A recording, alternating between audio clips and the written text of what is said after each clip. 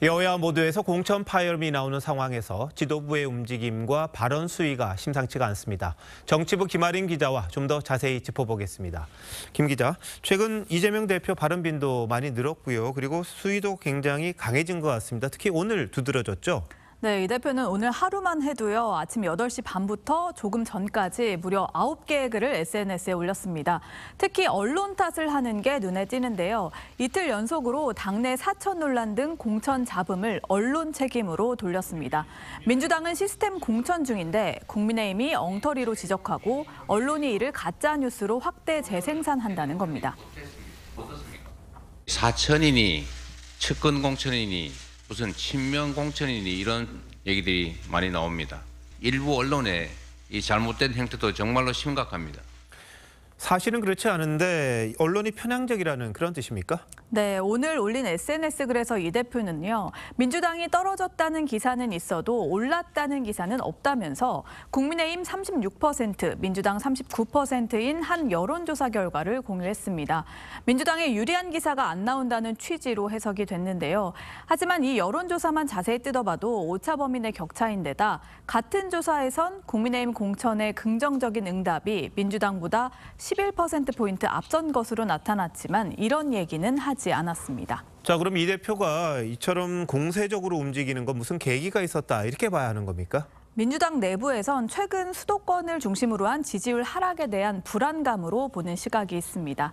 이 대표는 지난 4일 고위 전략회의에서 지지율 재고 방안을 보고하라고 지시한 것으로 알려졌습니다.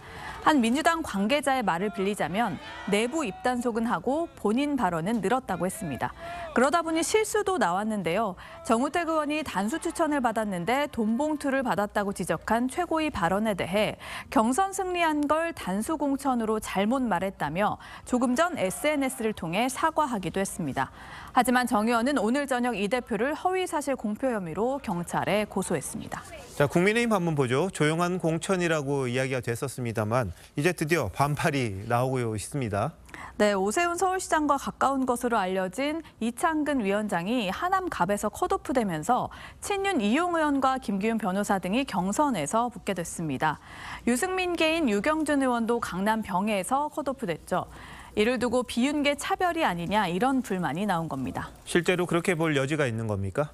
공관위는 본선 경쟁력이 부족할 경우에 경선 후보에 참여시키지 않을 수 있다고 했습니다. 다만 유경준 의원은 자신이 여론조사 1위임에도 컷오프됐다고 주장을 했는데요. 공관위는 정당 지지율보다 개인 지지율이 10%포인트 가까이 낮다며 공천 시작 이후에 처음으로 자체 여론조사 결과까지 공개하면서 반박했습니다.